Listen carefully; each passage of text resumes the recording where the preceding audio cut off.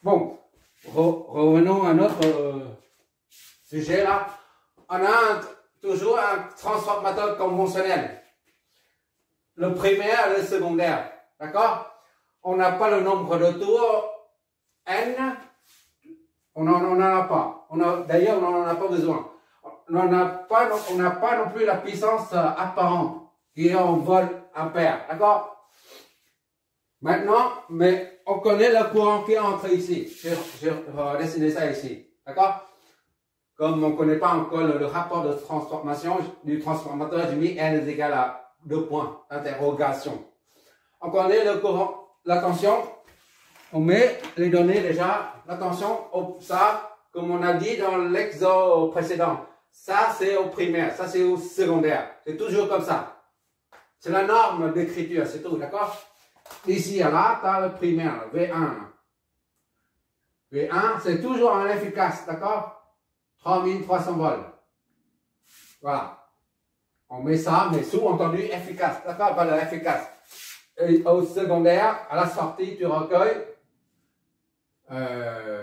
110. 110 volts. Oui, j'ai oublié un truc.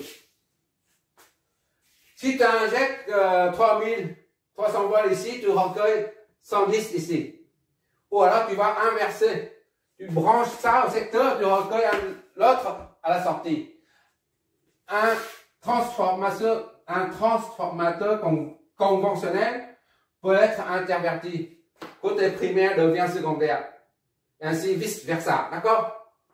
Pour l'instant, on s'occupe de ça. Là. Ça, on considère comme l'entrée. Ça, c'est la sortie. C'est-à-dire, ça, c'est le primaire et ça, c'est secondaire. D'accord? Mais tu peux brancher le secteur de ce côté et tu recueilles une autre tension de ce côté-là. D'accord? Qu'est-ce qu'on connaît encore comme. Qu'est-ce qu'on a encore comme données? On a le courant I1. I1, c'est ce côté. On vient juste de le dire. I1 est égal à 3 ampères. Efficace. D'accord? 3 ampères. Maintenant, on nous demande de déterminer le courant I2. I2, c'est quoi? C'est égal à combien? Et la puissance S1 et S2. D'accord?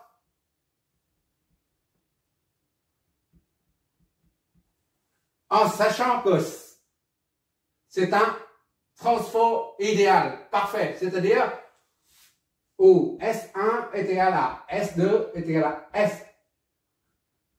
D'accord? S représente la puissance admissible du transformateur. D'accord? Qu'est-ce qu'on nous demande encore? Le rapport de transformateur, ça y est, c'est bon. Maintenant, il suffit d'appliquer notre fameuse formule hyper simple.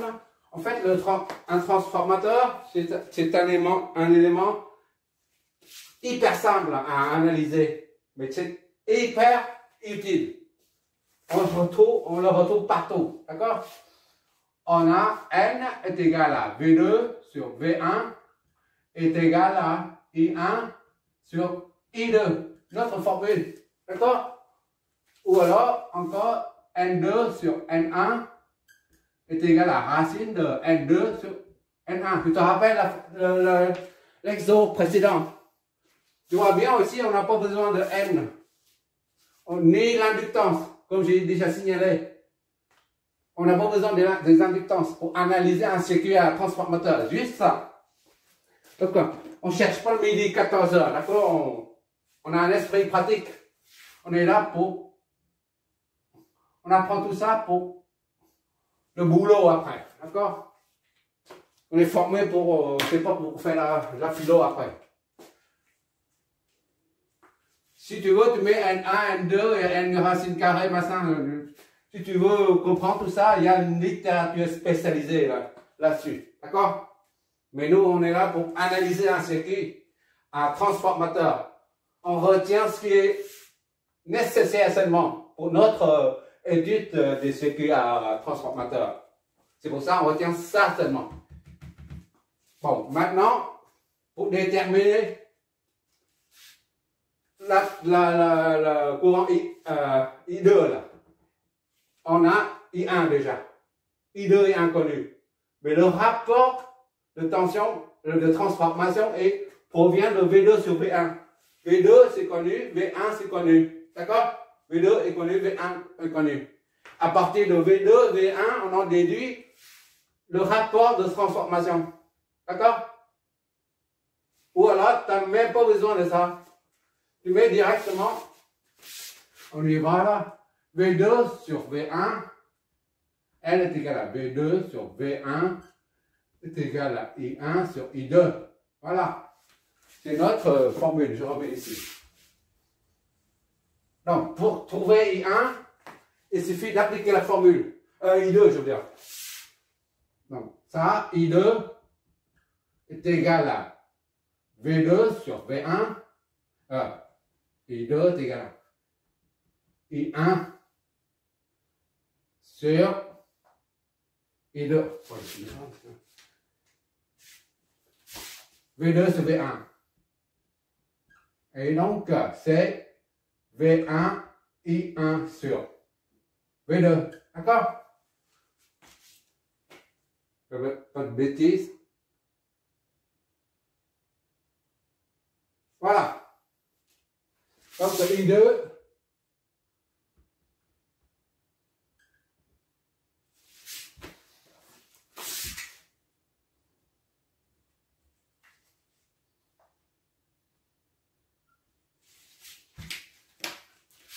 V1, c'est combien? V1, c'est 3300 fois I1.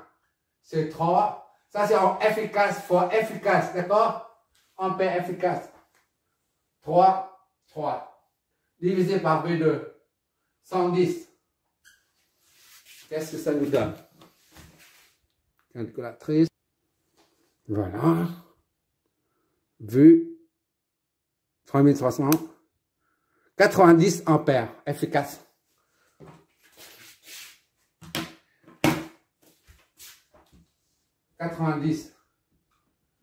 I2 est égal à 90 ampères efficace. Ok, d'accord? Bon, maintenant c'est la puissance admissible, puissance apparente. Bon, S1 et S2, on doit considérer ça, c'est pas on doit, mais un transformateur à l'état actuel des choses est pratiquement parfait. Presque parfait, mais pas tout à fait parfait. D'accord? Donc S1 est égal à VF, V1 efficace fois I1 efficace. D'accord? V1 efficace, c'est 3300. Fois I1 efficace, c'est 3. Et S2, V2 efficace, I2 efficace. Normalement, on doit retrouver la même valeur, d'accord? V2 efficace en 10 fois I2, 90. D'accord?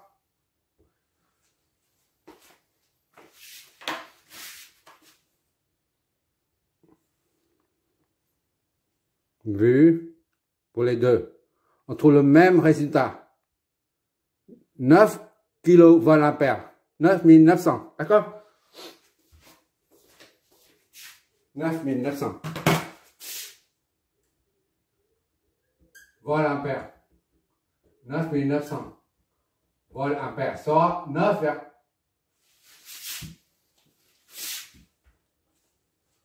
Soit S est égal à S1 est égal à S2 est égal à 9,9 kVA. D'accord? C'est pas des var, il n'y a pas de R, d'accord? Que volt ampère, c'est tout. Parce que var, quand il s'agit de la puissance réactive. Le R là, on a affaire à R quand il s'agit de la puissance réactive. D'accord? Mais là, c'est la puissance apparente qu'on cherche. Et pourquoi c'est la puissance apparente? Parce que c'est là le courant efficace, la tension efficace, c'est l'équivalent thermique. C'est le phénomène thermique qui fait chauffer. C'est le courant là, efficace. Et efficace. Il y a un efficace et I2 efficace qui fait chauffer la bobine, le conducteur qui forme la bobine. D'accord? Il faut limiter le courant au primaire et au secondaire pour que les deux bobines ne soient pas grillées. D'accord? C'est la raison pour laquelle on doit fixer soit la puissance maxi à ne pas dépasser. D'accord? Soit on limite la tension et le courant. Et maintenant, on va chercher quoi? Le rapport. Le rapport, c'est juste, le rapport, c'est V2 sur V1, c'est tout. D'accord? N est égal à V2 sur V1. O, N est égal à I1 sur I2. On fait les deux pour voir. D'accord?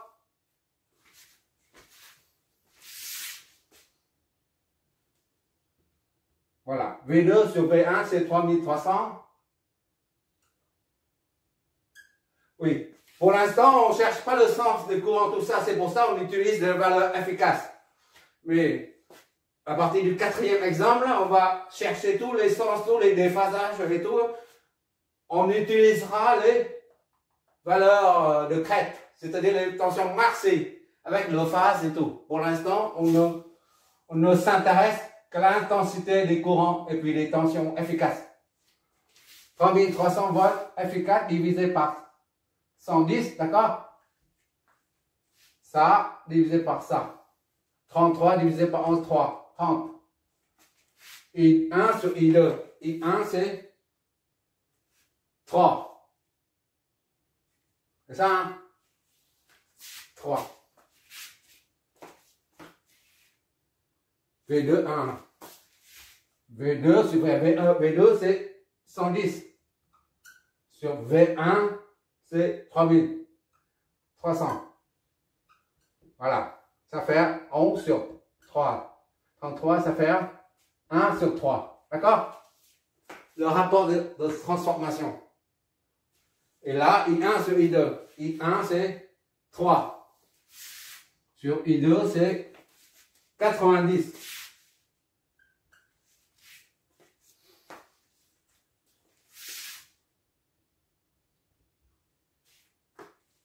D'accord? Et divisé par 3 en haut, ça donne 1. Divisé par 3 en bas, ça fait 30. C'est du pareil au même. D'accord? N est égal à L, là, ici. Là. Soit on vérifie avec le rapport des tensions secondaires divisé par la tension au primaire. Soit on prend le courant au primaire divisé par la tension, le courant au secondaire. Ça donne le rapport de transformation du transformateur en question. Voilà. Ça, c'est le deuxième exemple d'introduction, d'exercice d'introduction au transformateur conventionnel. D'accord? Maintenant, on va faire le troisième. Il s'agit de transformer, il s'agit du câblage des transformateurs conventionnels. Ça, c'est des kilovoltampères. D'accord? Ça, c'est voltampères. Et des kilovoltampères. Voilà.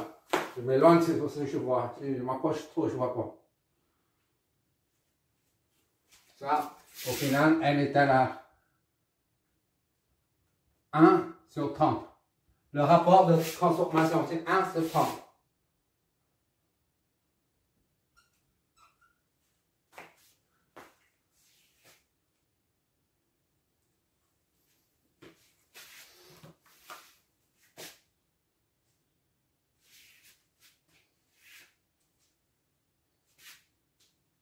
Qu'est-ce que ça signifie le rapport de 1 sur 30? 1 sur 30 et 1 divisé par 30, ça nous donne 0,033. 0,033. c'est un abaisseur de tension. La tension d'entrée est élevée et la tension de sortie est petite. D'accord? Si tu prends, ça se voit en fait. Hein. Il suffit de prendre ça, multiplié par le rapport de transformation et tu obtiens la tension de sortie. D'accord? 3300 fois 1 sur 30. Ça fait 110. Voilà, la sortie. Tu remarques ici que la tension d'entrée est plus grande que la tension de sortie. Ou plutôt, la tension au primaire est plus grande que la tension au secondaire. Et pour que la puissance au primaire et au secondaire soit la même, il faut que le courant au secondaire soit plus grand, l'intensité du courant au secondaire soit plus grande que celle au primaire. La preuve, tu vois là, quand 90 ampères, ici c'est 3 ampères, pour que la puissance au secondaire soit la même que celle au primaire, le produit de V2, I2 doit être égal à V1, I1. Et pour ça, quand on a la tension au primaire qui est plus grande que la tension au secondaire, cela implique que le courant au primaire est plus petit que le courant au secondaire. D'accord? Primaire, c'est 3 ampères. Secondaire, 90 fois 90 secondaire. Voilà. Il suffit de prendre ça, multiplier par ça. On a déjà fait. Tu vois là? Pour avoir la même puissance apparente de part et d'autre. D'accord? Il ne faut pas dépasser 90 ampères efficaces au secondaire. Sinon, la bobine sera HS, hors service. Idem ici, il ne faut pas que l'intensité du courant au primaire dépasse 3 ampères. Sinon, l'ensemble V1 fois I1 dépasse 9900 volts ampères. Alors, dans ce cas-là, si ça dépasse la puissance 9,9 kV ampères, le primaire sera grillé. Voilà. La puissance, en général, pour un transformateur, on voit V est égal à une tension primaire, tension secondaire. D'accord? V primaire et V secondaire. C'est noté comme ça, c'est marqué comme ça sur les plaques signalétiques. Et secondo, c'est la puissance apparente. Voilà. En kilowatt ou watt. D'accord? Ou kilowatt. Kilowatt. Voilà. En général, c'est comme ça. Et le rapport de transformation, tu peux prendre ça, diviser par ça, tu en déduis le rapport de transformation. D'accord? Parce que la transformation, le rapport de transformation est égal à V2 sur V1. Avec ça, tu peux en déduire tout de suite le rapport de transformation. D'accord? Tandis que la puissance apparente nous permet de nous renseigner sur la capacité admissible du transformateur. D'accord? À ne pas dépasser. Voilà. Les premiers exercices permettent d'interpréter les données des fabricants. Ces données, c'est figuré sur les notes, dans les notices d'emploi, normalement. Maintenant, on va faire le troisième. Il s'agit d'un câblage de 2 transformateurs conventionnels. D'accord? On va faire ça, je vais effacer ça et on continue.